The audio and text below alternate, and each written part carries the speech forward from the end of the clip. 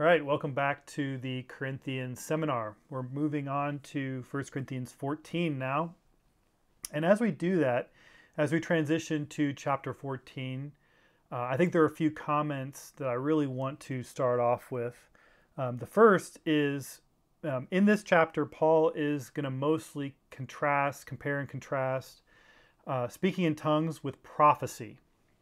So we just have to acknowledge the fact that it seems like the context here is people were being out of order with tongues. And so the negative things, or the seemingly negative comments that Paul makes about tongues, have to fit in that context. And we're going to see too that Paul makes positive statements about tongues. And that's what makes sense in the context. He's trying to properly define tongues. He's not trying to get rid of tongues. So we're trying to unpack what it means to be a church that allows for prophecy and tongues and other things. And what we're going to see very early on is that Paul is going to elevate prophecy. He's going to say that the community should all seek to prophesy, that we should, at the end of the chapter, he's going to say, let's not forbid tongues. Okay, so on one hand, he says we should actively be seeking prophecy. We should be pursuing prophecy with an earnest desire, okay? On the other hand, we have a commandment to allow tongues. You know, don't forbid tongues, which is basically the same as saying we should allow for tongues. So as we go through this, there's going to be a couple of things that we're going to be noticing. We're going to be noticing how Paul defines prophecy, how he defines tongues. He's going to put down some barriers, some landmarks for us in terms of both tongues and prophecy. But I think from a high level, just thinking about what our worship services should look like, I think one of the big takeaways we're going to see in chapter 14 here is that we should be heavy on prophecy and light on tongues. And we're going to see that again and again and again and again. Heavy on prophecy, light on tongues, even with interpretation. Tongues with interpretation is not equivalent to prophecy, according to Paul. And that's why he's going to strongly emphasize prophecy. Another thing that we're going to pay attention to is exactly how tongues and prophecies are defined and the characteristics that Paul gives us. And what we're going to see, which is I think going to be fascinating for people, new for people, is that prophecy is strictly a message from God, which I think we all are pretty familiar with. That's probably normal for us. But what we're going to see is that tongues is defined over and over again as prayer and praise, and it's to God. That is the direction that it goes. It's designed to go speech towards God. So it's not, in other words, a message from God. And so when we interpret tongues, should be an interpreted prayer, should be interpreted praise. So we're going to track this. I want you to pay attention to this as we go through 1 Corinthians 14, and then I will sum things up as we get to the halfway point in this particular teaching. So verse 1 says, "Pursue love and earnestly desire the spiritual gifts, especially that you may prophesy."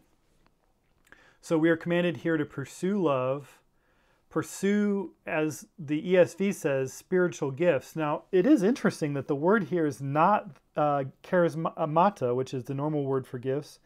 It is the word pneumatikos, which is the same word used in chapter 12, verse 1. So I don't know what to do with that. Some people say that the difference in word means a lot. In the context, he's talking about charismata. So I think it's more likely that he's trying to use this other word in a cheeky way to teach them sort of about the same thing. It's like when we teach something and we use one word and then we use another word to make the same point. Just because we use a different word doesn't mean we're talking about something different. So in that sense, I think that the word gifts here in the ESV is probably right. But, look, it's open for debate. It's likely meant to be synonymous here. But the point is, regardless of what we think about how to interpret pneumatikos exactly, the point is we're to be pursuing the things of the Spirit, especially prophecy. especially prophecy. Paul's going to highlight this throughout the whole chapter 14, but he's going to lower tongues in the minds of the Corinthian believers because it held an excessively high place in their view of gifts. He's going to elevate prophecy. He's going to put them in the right context. Because for Paul, the greater gifts in the assembly are gifts that are intelligible. That's the whole point of his whole argument, is the gifts that are intelligible to all are the gifts that are preferred in a meeting. So, as we will see, a critical aspect of tongues is that the person speaking the tongue does not know what is being said. No one else in the congregation understands what is being said in a normal context. Pentecost was one exception to that rule. So the time that we spend in tongues, whenever someone is speaking in tongues in an assembled meeting, as we're gonna see this as this plays out, is time where no one is edified in their mind. None of the people present, even the person speaking in tongues, is not edified in their mind. The only person being edified during that time in tongues is the person speaking in tongues is edified spiritually. That's it. And so for Paul, you've got a way, if there are 20 people in the room, one person being edified spiritually versus prophecy, 20 people being edified through their mind and therefore also spiritually. So that's the comparison he's going to be making throughout this whole chapter. Verse 2 says, "For one who speaks in a tongue speaks not to men but to God, for no one understands him, but he utters mysteries in the Spirit." So speaking in tongues is defined as speaking to God. One who speaks in a tongue speaks not to men but to God. This classifies tongues in the category of prayer and praise, and that's the language that he uses in the rest of 1 Corinthians 14. I also want to point out this is absolutely consistent with the biblical treatment of tongues. If you want to see two of the three occurrences in the book of Acts, both of which give a little more detail about the content of tongues, go to Acts 2:11 and Acts 10:46, and they will tell you more about what tongues is. It is always addressed to God. It's always prayer or praise. I've only found one or possibly two verses in the Bible that might seem like it says otherwise. Okay? It's verses 5 and 6 here in 1 Corinthians 14, which we'll get to shortly. And I think there's better explanations for both those verses. This is what Fee says about tongues. Quote, "Although it is quite common in Pentecostal groups to refer to a message in tongues, there seems to be no evidence in Paul for such terminology.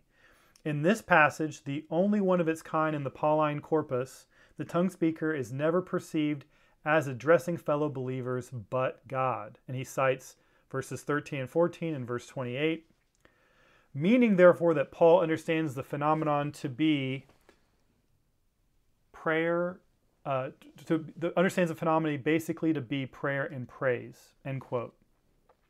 One thing you could do is you could keep a tally of every time it describes exactly what speaking in tongues is and determine if it's prayer or praise or if it's something else. Keep a running tally. We'll talk about this at the end.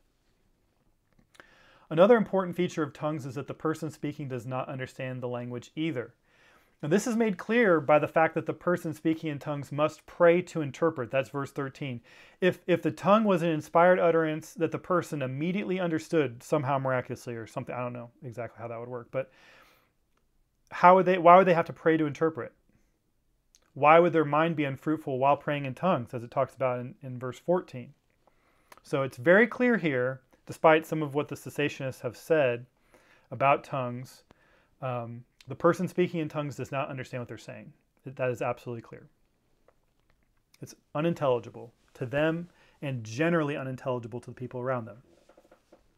Now in verse 3, we're going to move to prophecy. "On the other hand, the one who prophesies speaks to people for their upbuilding and encouragement and consolation." So now Paul's going to contrast tongues with prophecy. And Paul's clear point is that prophecy encourages the body of believers present in the meeting. Why? Because of a couple things.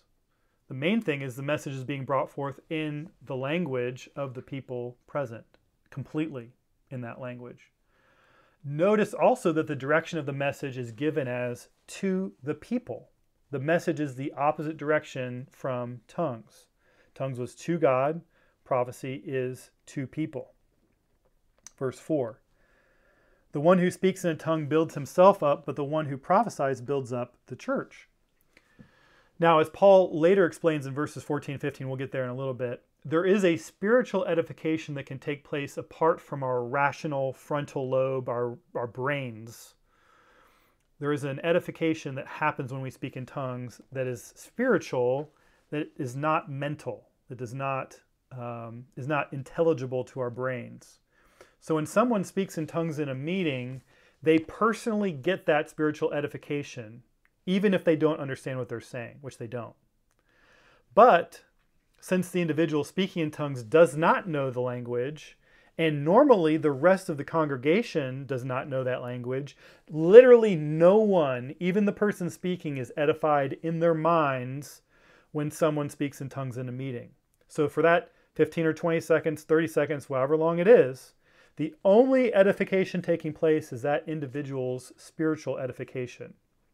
This is something to remember going forward. On the other hand, the one who prophesies edifies everyone the whole time. No time is quote unquote wasted. Okay? Verse 5. Now I want you all to speak in tongues, but even more to prophesy. The one who prophesies is greater than the one who speaks in tongues unless someone interprets, so the church may be built up. Now, starting here in verse 5, there are some clauses that require us to understand that Paul has more in mind than simply the Christian meeting. Later in the same chapter, Paul will say that he would rather speak 5 intelligible words in a meeting than 10,000 words in tongues that no one understands. That's in verse 19, which we will get to in this teaching. So we've got to understand Paul's wish in light of that fact. We have to understand that when he talks about wanting us to speak in tongues, he's not saying necessarily in a meeting. He's saying generally he wants people to speak in tongues, and we're going to find out more and more that he's referring to their private prayer life for that. That's where tongues really shines, even more than in a meeting. Now, I want to talk a little bit about this language. I want you all to speak in tongues. Some have read this wish as an absolute. Everyone should speak in tongues. I think that's a possible reading. I'm not going to say that's impossible, but I also want to provide some other evidence that sort of challenges that. First, Paul has already said that not all Christians will speak in tongues. That's chapter 12, verse 30. He says, do all speak in tongues? The answer is no, they're not going to. So he knows that in the context here, he knows functionally speaking, not everyone's going to do it. Either in the church or in their private prayer life. Not everyone's going to do it. So it may be a little bit harsh to say that he would literally want everyone to do something when he knows that not everyone's going to do it. It's still possible that he still wants them to do it even if they're not going to do it. I'm not saying it's impossible. But I think there's another thing that we can notice. And that is that in 1 Corinthians 7:7, he uses the exact same construction to say, I wish that all were as I myself am. And the context is talking about celibacy. And he goes on to say that some people get married, and if you're married, you have to take care of your wife and your husband, and you got to take care of your children if you have children, and you don't have as much time for prayer and for ministry. And so that's in the context of saying, like, I wish everyone was like I am. I wish everyone was celibate. Well, does he literally wish that everyone in the Christian church was celibate? No. He's saying that some people are gifted in that way. They're gifted in that they can be celibate, and that can lead them to live a life that is more gospel-focused than those who are not celibate, those who are married, and those who do have children. That's what he's saying. So it's not everyone, it's not like a universal wish that he's making in 1 Corinthians 7:7. And so, if we're not going to interpret that one as an absolute wish, then I think we can do the same thing here. It's not necessarily an absolute wish. It's a generally good thing that he's suggesting. It's a generally good thing. He's suggesting speaking tongues is a good thing. But even more than that, prophecy. So, in light of all that, maybe we could translate this phrase, it's a good thing to speak in tongues in your private prayer life. That's That's what he's really trying to get at when he says, now I want you all to speak in tongues. But even more than tongues, Paul wants us to pursue prophecy. Why? Because again, speaking in a language, speaking in tongues, only benefits one person in their spirit while it's going on, while prophecy benefits the whole assembly in mind and therefore in spirit. One person versus the whole assembly until you get to the interpretation. Then the interpretation benefits the assembly in similar ways. So the way to redeem tongues then in a meeting is to interpret them. So then at least the assembly can understand the interpretation and be edified. Now this last phrase in verse 5 has been used by some to say that interpretation of tongues is equivalent to prophecy in a meeting. But that is not what Paul says here, and we've got to be very careful about that. He says, the one who prophesies is greater than the one who speaks in tongues unless someone interprets so that the church may be built up. He says nothing here that it's equivalent to prophecy. He's saying that it becomes as intelligible as prophecy when someone interprets it. Because Paul has already defined tongues as talking to God. That was like 2 or 3 verses ago. He's defined tongues as talking to God. He's defined prophecy as talking to people. The direction has already been established, and there's nothing in this verse that reverses that at all. It just says that we can be built up. We can be built up. So, again, this doesn't change that direction. Fee says this, quote, "This does not imply that such a tongue is to be understood as directed toward the community, but that what the person has been speaking to God has now been made intelligible so that others may benefit from the Spirit's utterance," end quote. Let's move to verse 6. This is the other verse I was telling you that some people have, might think makes tongues as a message to the body of people, but I think we'll understand that's not what it's saying here. Verse 6, "Now, brothers, if I come to you speaking in tongues, how will I benefit you? How will I benefit you unless I bring you some revelation or knowledge or prophecy or teaching?" So this is the other verse that some may use to say, well, tongues, it could be revelation or knowledge or prophecy or teaching. It's not just prayer or praise. I don't think that that's the best way to read this. I think Paul is not saying that interpreting tongues could be revelation or knowledge or prophecy or teaching. He is contrasting uninterpreted tongues with these other things. And he's using the same words that he's used before in 1 Corinthians 12 to refer to other gifts, charismata. Specifically, he has used knowledge, prophecy, and teaching before in chapter 12 in the 2 different sections, the early section and the later section. So, I don't think that the best way to interpret that would be that if you interpret a tongue, it could be revelation or knowledge or prophecy or teaching. I don't think that's right at all. I think the point that he's making is that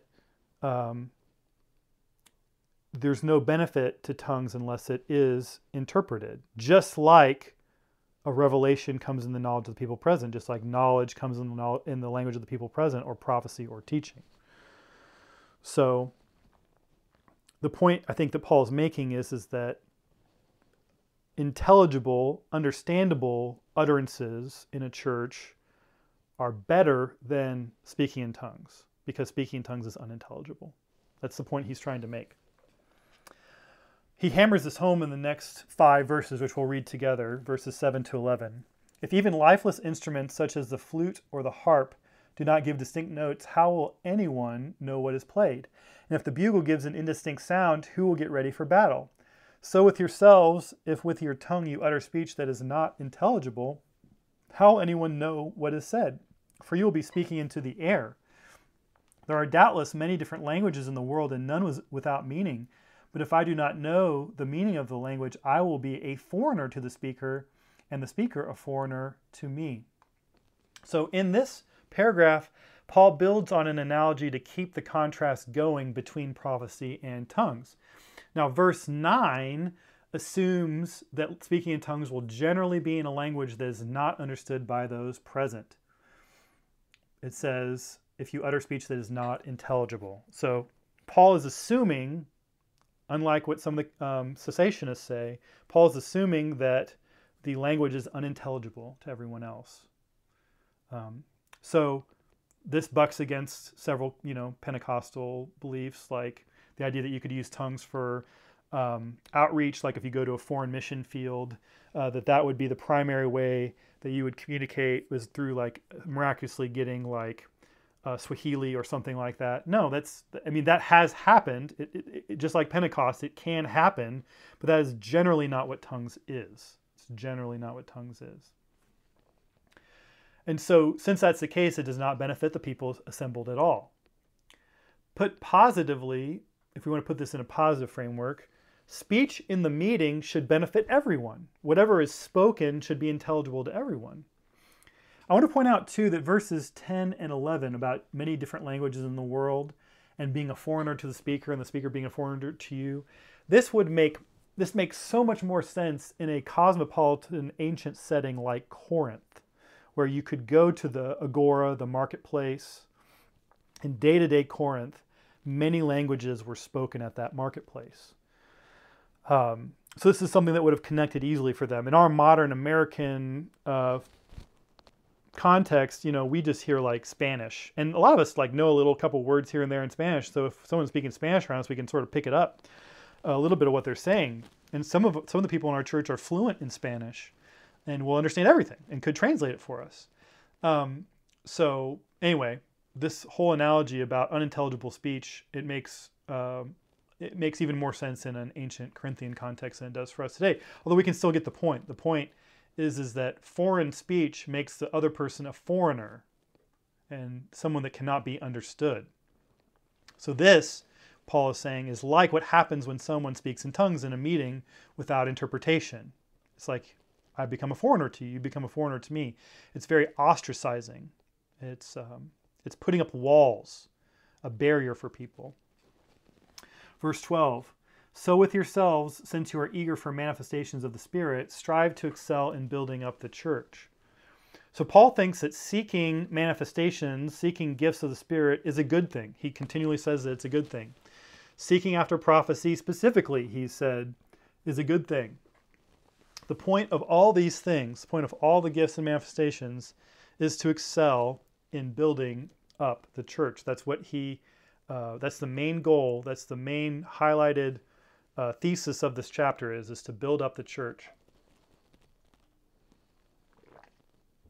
So, moving on to verse 13. Therefore, one who speaks in a tongue should pray that he may interpret. This is where Paul's analogies and comparisons find their conclusion. They find their end here. And it's really interesting. Fee pointed this out, and I thought it was absolutely fascinating. He says, Paul does not say one who speaks in a tongue should rather prophesy. He doesn't get rid of tongues in a meeting. He instead says that tongues should be interpreted.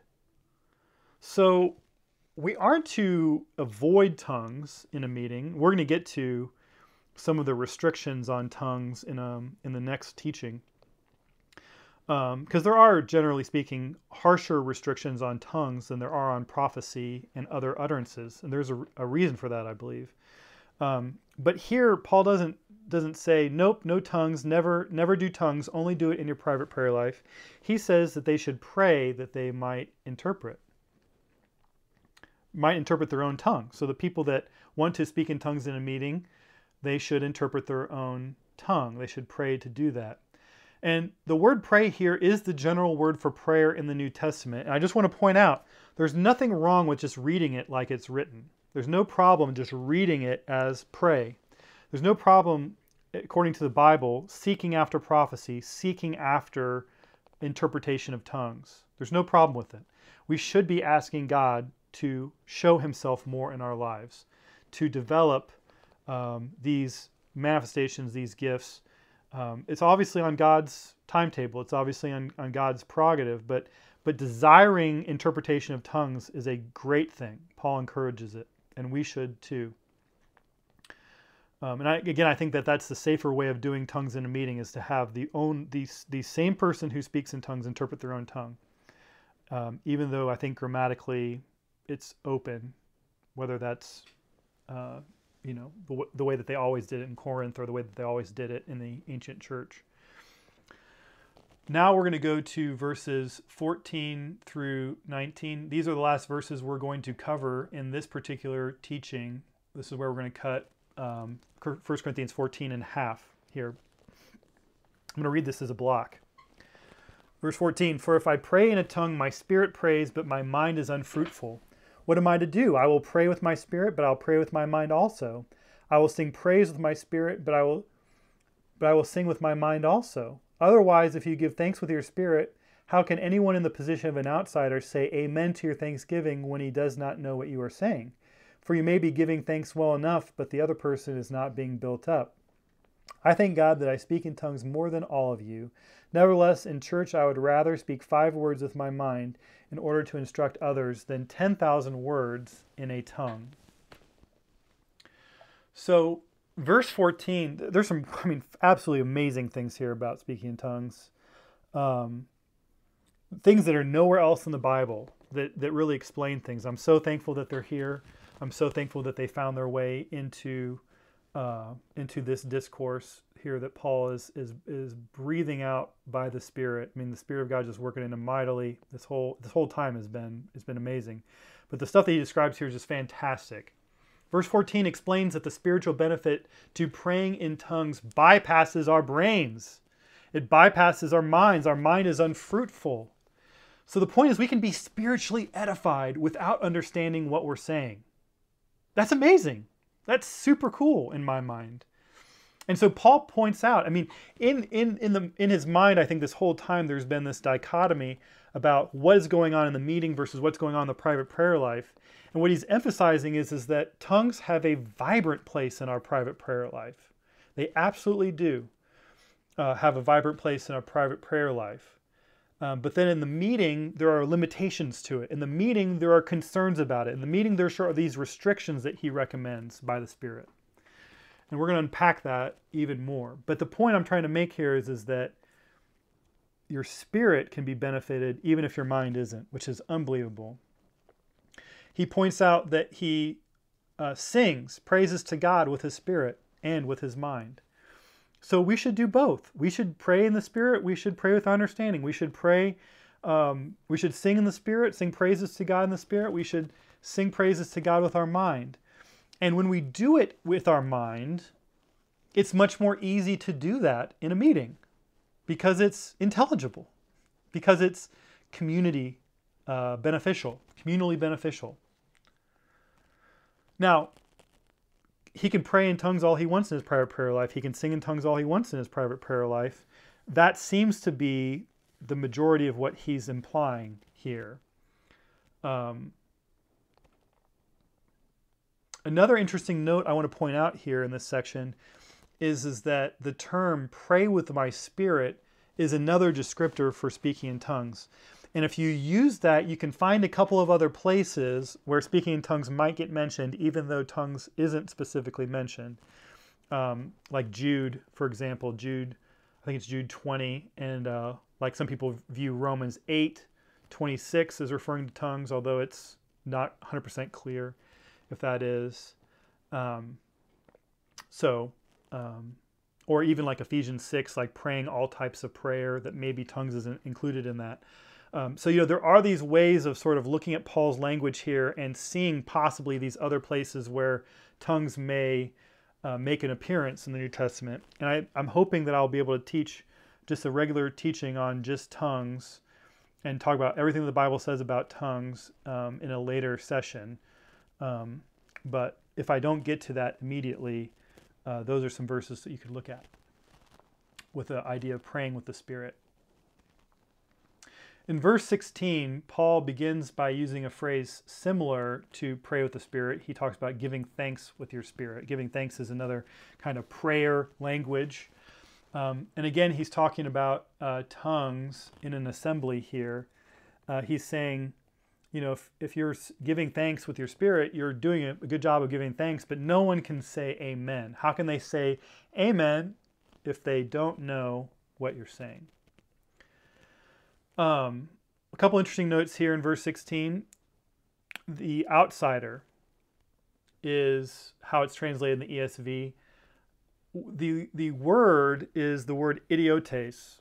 And Fee points out that it likely refers to anyone in the assembly who does not understand the language being spoken. It's like someone who's uninitiated in that specific language is what he has in mind. Idiotes literally means unskilled or relatively inexperienced, or like a layperson. And so in this particular context, Fee makes, I think, a pretty compelling argument that that this is anyone who doesn't know the language, which is essentially going to be everyone, generally speaking, in a meeting. In verse 17, it calls speaking in tongues giving thanks well. And yet, even though it's giving thanks well, if people can't understand what's being said, it isn't good for the assembly. And again, look at this prayer language that's being used for tongues. Every single time tongues gets mentioned, it's in prayer or praise. It's been prayer, praise, prayer, praise the whole time. In verses 18 and 19, Paul emphatically, he starts in verse 18 by emphatically thanking God that he speaks in tongues more than all of you. But where does he do that? Where does he do this? He is just about to say that he'd rather speak 5 words with his mind than 10,000 words in a tongue in an assembly. Like he's literally going to contrast what he said in 18 with what he says in 19. So if 19 is talking about the assembly, then 18 has to be talking about his private prayer life. It has to be. He speaks in tongues much. He prays in the Spirit. He gives thanks in the Spirit. He sings in the Spirit. He sings praise to God spiritually through singing in tongues. This all happens in his private prayer life. Why? Because that's what verse 19 says. In the church, he doesn't want to speak unintelligible language. He wants to speak intelligible language. And so here again, he's emphasizing the intelligible manifestations of the Spirit, like prophecy. He's saying, this is why these things are greater. This is why.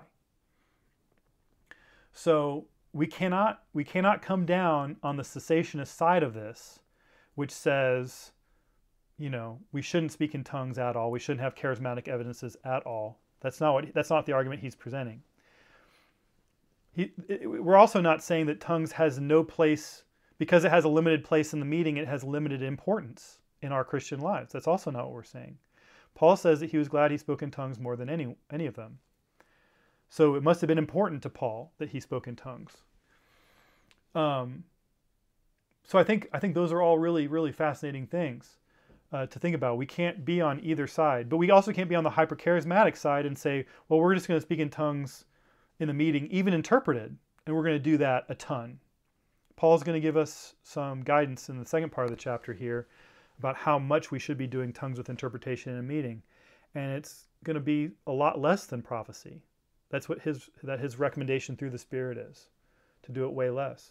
Because, again, that period of time is unintelligible. It's only benefiting the one person. And Paul's goal is to have everyone edified, everyone, as he said in verse 19, instructed. So, another point I want to make about verse 18 is that verse 18 seems to be indicating that, again, tongues seems to be something that almost everyone can do.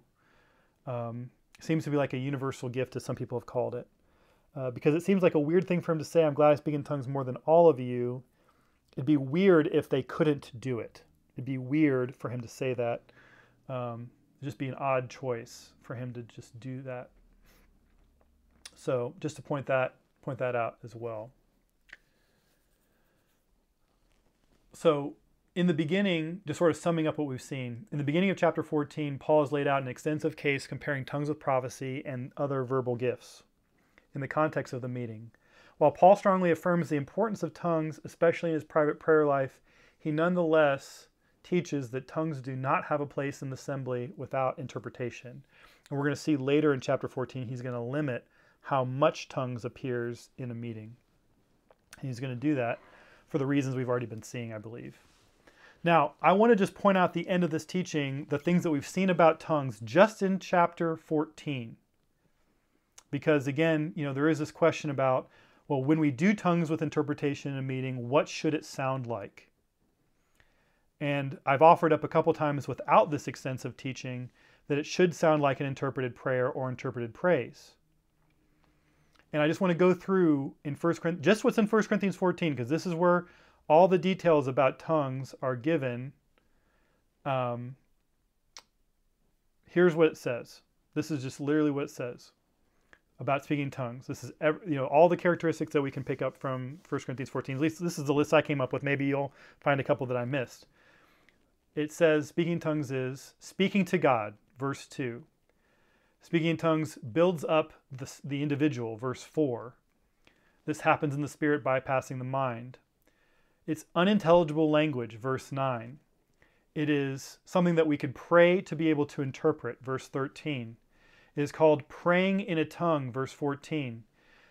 Verse 14 says, mind is unfruitful, which is the same thing we saw in verse 4. It builds up themselves in the spirit because the mind is unfruitful. That's sort of the end of that.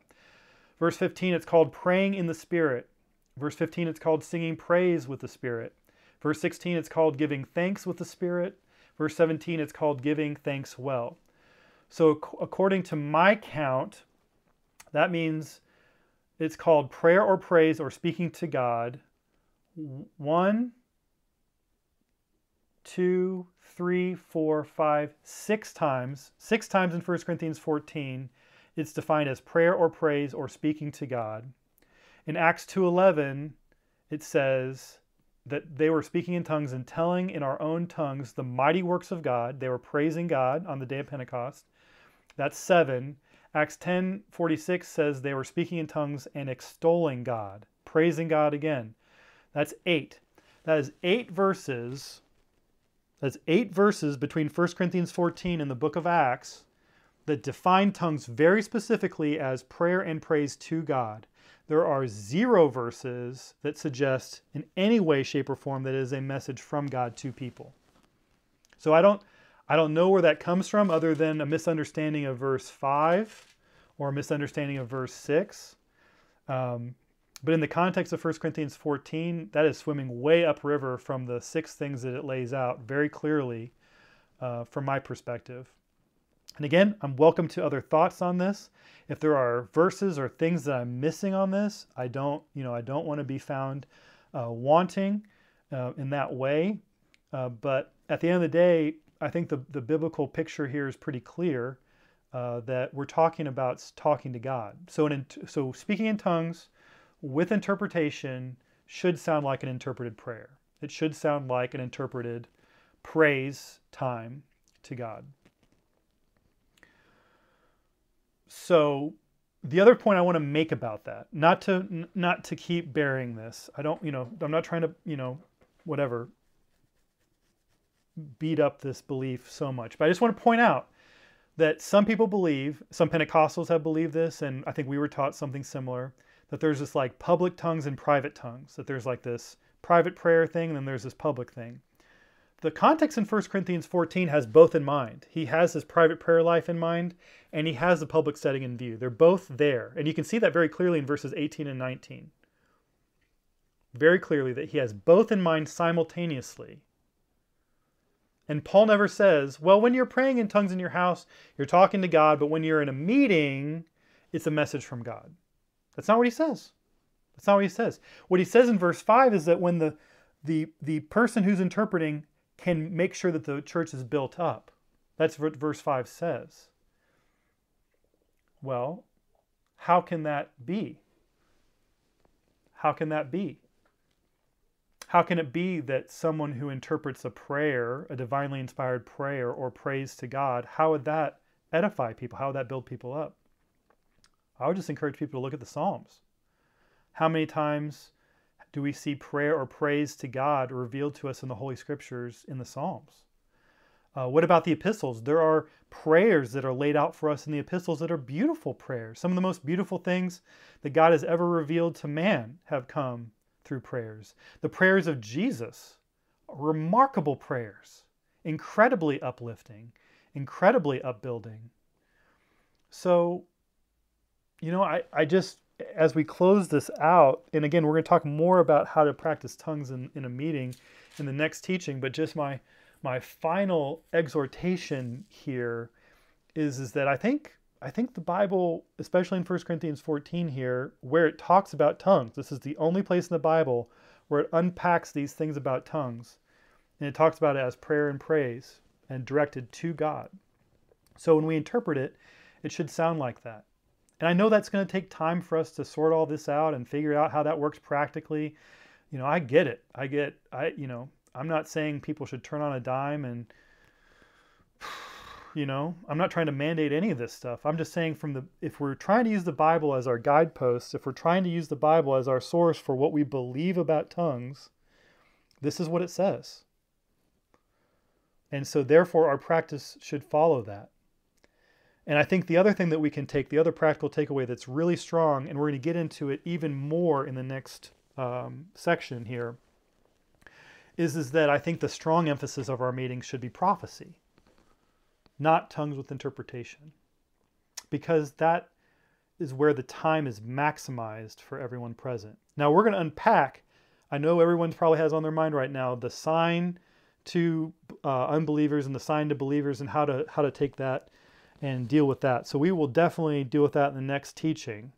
But just even before we get there, Paul is very positive towards seeking after prophecy, seeking after prophecy, seeking after prophecy, and tongues he's much more muted on in the meeting because of how intelligible or unintelligible it is and what it does for the meeting among believers. So just in the context of people who are instructed and understand what speaking in tongues is, even in that context, Paul elevates prophecy over tongues. And we should do that too.